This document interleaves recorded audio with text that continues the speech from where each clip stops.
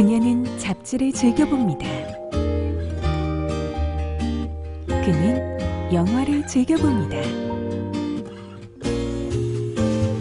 영화를 사랑한다면 시내21과 무제한 영화 감상 어플리케이션 마이 캐치온을 함께 만나보세요. 지금 무비 마니아를 만나보세요.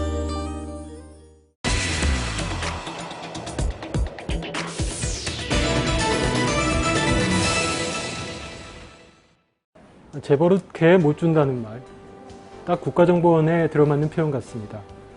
국정원으로 이름이 바뀐 뒤에 중정, 안기부 시절의 부정적 이미지도 옅어지고 최근에는 국정원 직원들이 등장하는 TV 드라마까지 나오면서 뭔가 좀 달라진 줄 알았습니다. 하지만 최근 몇 달 새 그들이 감춰온 추악한 면모들이 하나둘씩 모습을 드러내고 있습니다.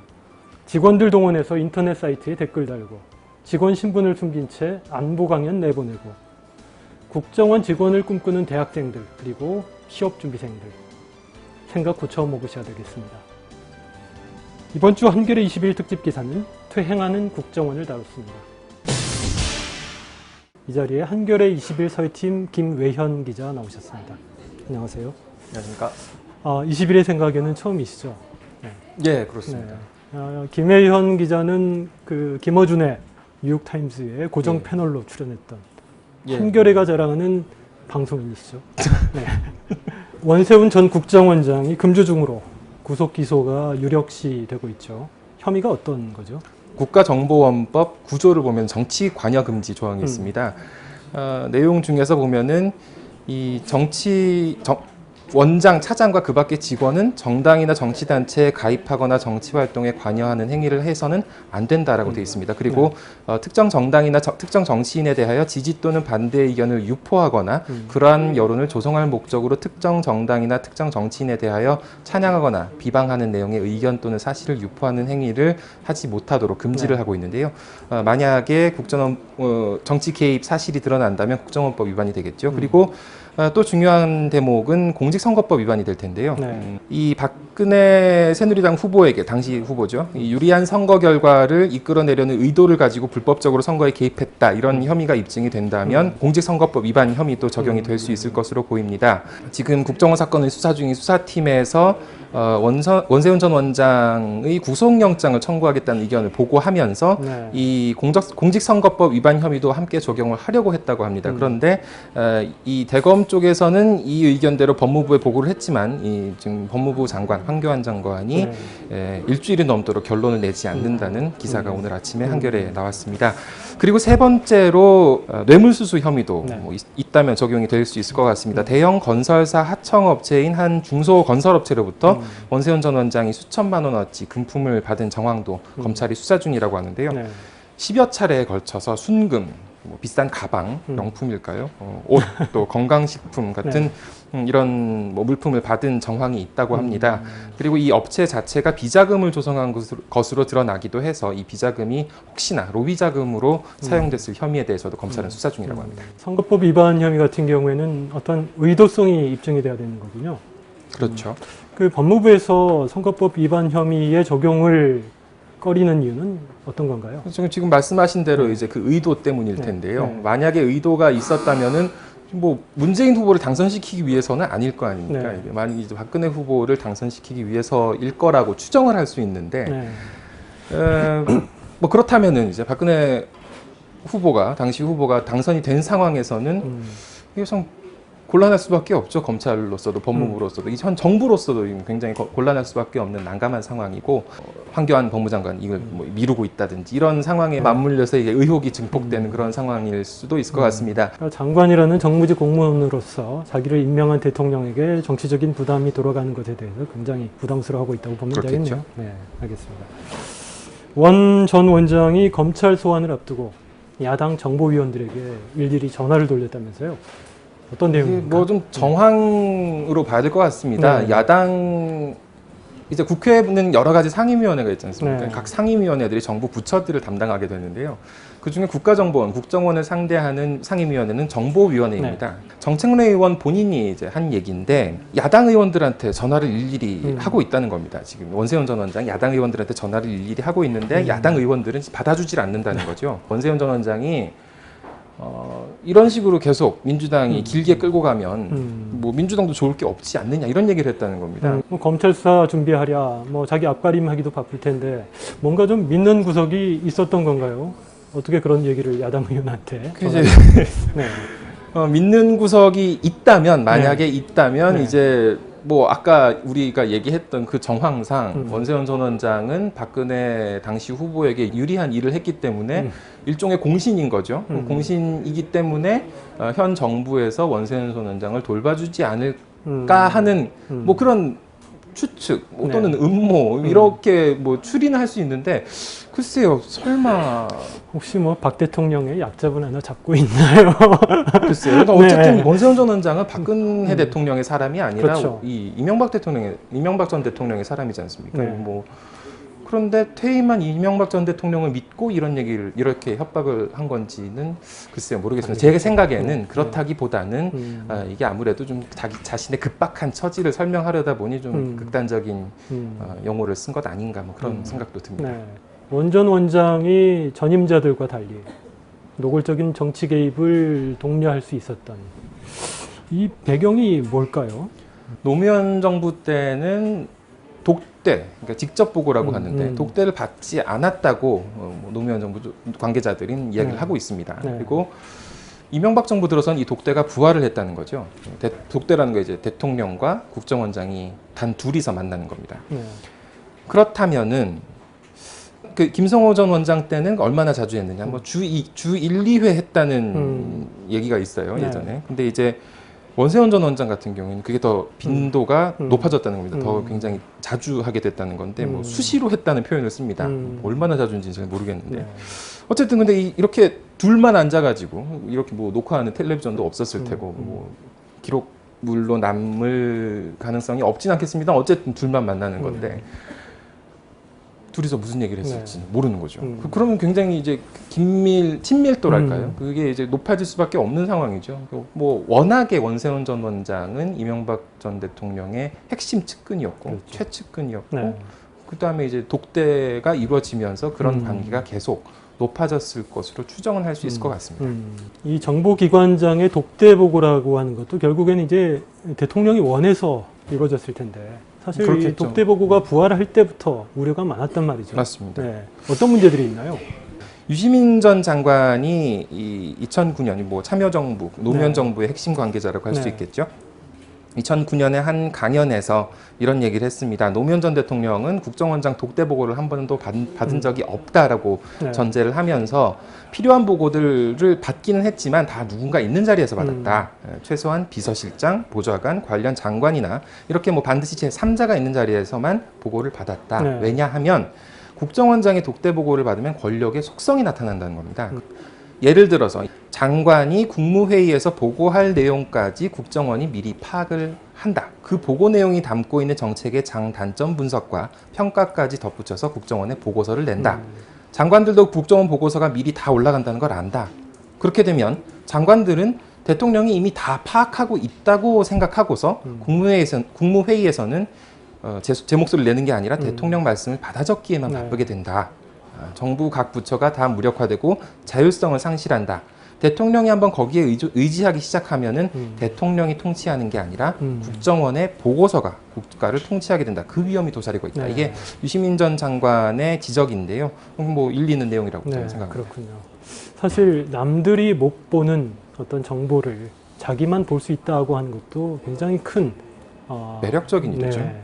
사실은 거기에 자칫 중독될 수 수 있죠. 증권가 찌라시 뭐 이런 걸 이렇게 받아보듯이. 네, 그 남들도 보는 건데도 남들 보는 건데도 중독되는 분들이 네. 많은데 네. 이거는 나만 아는 거니까. 네. 원세훈 원장이 서울시 공무원 출신이잖아요. 네, 그렇습니다. 근데 이 서울시 근무할 때는 원집사라고 불릴 만큼 이 수족처럼 이명박 당시 시장의 수족처럼 일을 했었고 네. 또 이런 분이 정보기관의 수장으로 가서 어떻게 그런 생소한 조직에 어떤 조직을 장악할 수가 있었는지 좀 궁금해요. 이게 뭐 어제 오늘 얘기 또 이명박 정부에 국한된 얘기는 아닐 수도 있을 것 네. 같습니다. 왜냐하면 김대중 정부가 출범을 하고 국정원에 이제 김대중 전 대통령과 가까운 사람이 이제 들어가게 됐겠죠. 그 들어갔던 분들 중에 한 분은 국정원 하면 그때 이제 안기부였는데 안기부하면 이제 떠오르는 여러 가지 좀 무서운 이미지들이 있지 않습니까? 공작 정치. 아니 그러고 이제 네. 내가 어디론가 끌려갈 것 같은 뭐 그런 이미지도 있고 해서 네. 자신의 측근 한 명을 같이 데리고 들어갑니다. 들어가서는 너는 내 곁을 절대로 떠나선 안 된다. 이 사람들이 나를 어떻게 할지 모른다. 라고 해서 뭐 화장실까지 같이 다닐 정도라는 이야기들을 하더라고요. 그랬는데 한 일주일 있어 보니까 그럴 필요가 없다는 걸 깨달았다는 거죠. 순식간에 네. 장악이 된다는 겁니다. 그런 한편으로 이제 원세훈 전 원장도 나름대로 이제 노력한 게 있었겠죠. 굉장히 강도 높은 장악을 할 수 있었던 건데 그 수단 중에 하나가 이 수시로 인사 조치를 했던 이 네. 원세훈 전 원장의 네. 그런 모습을 예로 드는 경우가 있습니다. 이명박 정부 때 실세로 등극한 라인, 영포 라인이라고 보통 얘기하죠. 영포 네. 라인이 이제 선호도 높은 9개 파트를 이렇게 국정원에 장악을 하는데 뭐 이런 식으로 굉장히 원칙 없는 그런 인사가 횡행했다는 게 당시 인사를 지켜봤던 사람들의 얘기고요. 네. 그러다 보니까 뭐 2011년 많이들 기억하시겠습니다만 이 국정원 직원의 인도네시아 사절단 그렇죠. 네. 뭐랄까요 염탐이랄까요. 뭐라고 해야 되나? 도둑질, 정보 도둑질이라고 해야 되나요? 이제 그 사건도 네. 전문성이 없는 가운데 일어났던 그런 뭐 사건의 하나였다 이렇게 얘기하는 분들도 있습니다. 어쨌든 원세훈 전 원장이 그런 식으로 인사를 갖다가 이 원칙은 없지만 본인이 휘두를 수 있는 그 권력을 최대한 휘두르는 내 범위 안에서 이 행사를 하다 보니 이게 이 국정원을 장악하는 굉장히 유효하고 강력한 수단이 됐다 이런 식으로 분석을 많이 하고 있습니다. 뜻이 다른 사람은 해원 세력이다, 그러니까 국정원을 해하는 세력이다 이렇게 규정을 해서 굉장히 한직으로 내보내거나 아예 뭐 옷을 벗게 만드는 그런 경우도 있었다고 하고요. 감찰 회보라는 자료가 있습니다. 이게 징계 사실들, 그러니까 각종 인사에서 징계 사실들을 모아가지고 이 회람을 시키는 그런 자료인데요. 원래는 분기별로 한 번씩 나왔다고 해요. 근데 원세훈 전 원장 들어서는 매달 나왔다는 겁니다. 이게 일종의 일벌백계, 조리돌림 그런 효과를 노린 것 아니었겠느냐 이런 얘기도 나오고 있습니다. 조직이라는 게 공무원 조직이라는 게 어디나 다 비슷할 거예요. 그래서 이분이 시공무원을 하면서 인사권을 통해서 조직 장악하는 이 노하우에 대해서 확실하게 좀 익혀왔던 거군요. 이분이. 어디서 배우셨을까요? 그러게요. 지금 이제 그 박근혜 정부 들어서 새 원장이 취임했어요. 군 출신 남재준 원장. 근데 지금 국정원 내에서는 원세훈 색깔 지우기가 한창이라면서요. 뭔가 좀 이제 변화를 기대해봐도 되는 건가요? 얘기는 많이 나오고 있습니다. 네. 사실 국정원 취재가 굉장히 어려워서 그렇죠. 정말 건물 안에 들어가지도 못하고 뭐 관계자들을 직접 만나는 것도 굉장히 제한적인 상황에서 뭐 제가 드릴 수 있는 건 얘기가 나온다 정도밖에 뭐 안 될 것 같은데 어쨌든 이 1급 실국장 및 지부장 인사가 있었는데 4월 중순에요. 80-90%를 교체를 했습니다. 굉장히 대대적인 인사였고 그러다 보니까 이게 원세훈 국정원에서의 실세들을 모두 쳐내는 그런 작업 아니겠느냐 이런 관측이 나오게 된 배경이었습니다. 그럼에도 불구하고 이 또한 어떻게 보면은 국정원 내 뿌리 깊게 자리하고 있는 기득권이 약간의 변주를 하는 그 정도에 지나지 않는 것 아니냐 이런 얘기가 나오는데 왜냐하면 국정원, 그러니까 예전에 중앙정보부, 중정, 안전기획부, 안기부, 국정원 이렇게 이어지기까지의 이 역사를 갖다가 생각을 해봤을 때 군사정부, 이 박정희 정부, 전두환 정부, 노태우 정부 이로 이어지는 이 군사정부에서의 공통점 뭐가 떠오르시나요? TK죠. 대구경북이죠. TK를 중심으로 한 어떤 지역적인 기득권이 형성이 됐다는 겁니다. 국정원 내부에서도.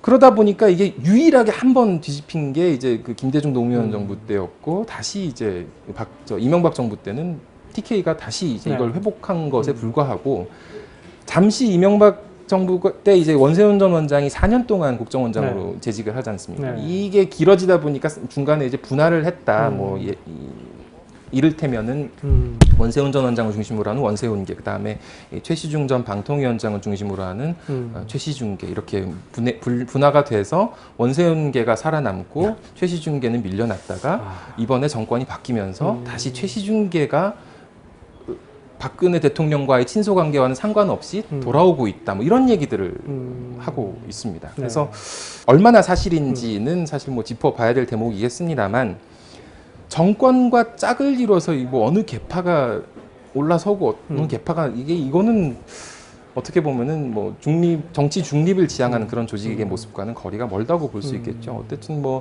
어떻든 이 원세훈 지우기를 얼마나 하고 있는지는 모르겠지만 그것 또한 정치적인 움직임이라는 비난은 살 수밖에 없을 것 같습니다. 그러니까 정보기관의 간부 풀이라고 하는 게 이미 그동안의 숙청 과정을 통해서 TK밖에 안 남은 상황에서 최시중 세력, 원세훈 세력을 몰아내니 다시 돌아올 수 있는 건 최시중 세력밖에 그렇게 없는 볼 거군요. 수 있겠죠. 알겠습니다.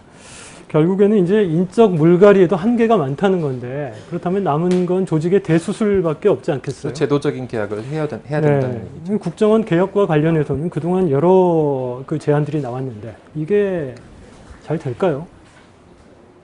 지금까지 안 됐는데. 국정원은 대통령 직속기관입니다. 그리고 대통령은 국정원의 모든 보고를 최종적으로 받는 사람이죠.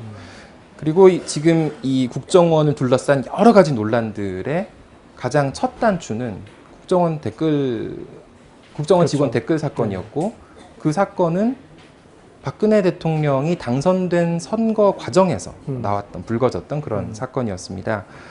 박근혜 대통령이 후보 시절이었던 대선을 5일 앞두고 열었던 12월 14일에 기자회견을 열어서 이런 얘기를 했습니다. 저를 흠집내고 선거에 영향을 미치기 위한 민주당의 터무니없는 모략으로 밝혀진다면 문재인 후보는 책임을 져야 할 것이다. 자, 그러면 책임을 누군가는 져야 된다는 얘기일 겁니다. 박근혜 대통령이 아무쪼록 뭐 결단을 내리는 방향으로 흘러갈 수 있도록 모두 해주셨으면 좋겠습니다. 이번 주 한겨레 20일 표지 이야기 주제는 기록 상실의 나라입니다. 검찰의 국정원 정치 개입 사건 수사를 앞두고 증거 분석 자료를 지워버린 경찰 간부와 모든 데이터는 분석이 끝나면 일체 폐기하는 게 관행이라는 경찰청을 보면 공공기록물 관리법은 있으나 마나입니다. 50곳이 넘는 국가기관이 하드디스크 삭제 장치인 디가우서를 보유하고 있는 삭제공화국의 속살을 파헤쳤습니다. 레드기획은 기록의 소중함을 새삼 일깨워주는 내용입니다. 명지대 디지털 아카이빙 연구소가 진행한 하루치 일기 보관 프로젝트를 다뤘는데요. 장삼이사 600명의 5월 12일치 일기를 모아보니 썩 훌륭한 일상사 연구자료가 됐습니다. 머리 손질을 하고 아침 저녁으로 1박 2일을 보고 류현진에 열광했다 윤창중에 열받고 개인의 하루살이 기록이 모여 어떻게 귀중한 사료가 되는지를 실감나게 체험하실 수 있습니다. 21의 생각, 오늘은 여기까지입니다. 지금까지 진행의 이세영입니다.